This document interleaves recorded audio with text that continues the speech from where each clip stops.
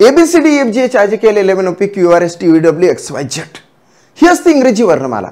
मात्र आपला जो शब्द असतो त्या शब्दानुसार इंग्रजी वर्णमालेमध्ये पुढून आणि मागून किती पेयर्स असतात अशा प्रकारचा प्रश्न विचारला जातो। या पद्धतीने बघा क्वेश्चन आहे की या ठिकाणी सांगितलेलं आहे की जे काय असेल ते अशा किती जोड्या आहेत की त्या जोड्यांमध्ये जसं इंग्रजी अल्फाबेट नुसार तेवढे अक्षर असतात तेवढेच याच्यामध्ये तुम्हाला फाइंड आउट करायचे। ऑप्शन तुमच्या पुढे आहे, एक जोडी आहे का, दोन जोडी आहे का, तीन आहे की तीन पेक्षा जास्त आहे। आता बघा आपण काय करायचं, याला सॉल्व करताना आपण टार्गेट करायचं एच आणि असं डोक्याला हात लावायचा। एचच्या पुढचे आपल्याला अल्फाबेट्स माहितच आहे, एच HIJKLMN।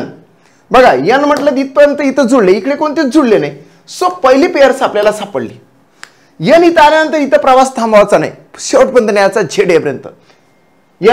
NOPQ म्हणजेच हा सक्सेसफुल झाला। आता ओ साठी तसंच करणार, ओ टार्गेट केला OPQRSTUVW, ओ अनसक्सेस झाला। RSTUVWXY, आर सुद्धा अनसक्सेस झाला। IIJKLMNO हा अनसक्सेस झाला। झेड म्हणजे झेडच आहे, झेडच्या पुढे जायचंच नाही।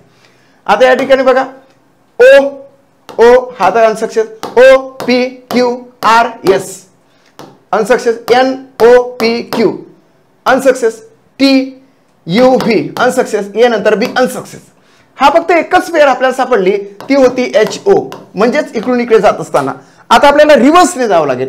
LMNOPQRSTU कोणतीच नाही, ABCDEFGHI नाही, TUVWXYZ नाही, NO सापडली, PQR पुन्हा सापडली, ST म्हणजे दुसरी आणि तिसरी पेयर सापडली, त्याच्यानंतर OPQR पुन्हा सापडली म्हणजे चौथी पेयर सापडली, RST Z नंतर हे IJKLRST म्हणजेच आपल्याला या ठिकाणी 4 पेयर्स सापडलेले आहे। पुढून एक आणि मागून रिव्हर्स येत असताना 3 पेयर्स। अशाच पद्धतीने त्याला सॉल्व करायचं।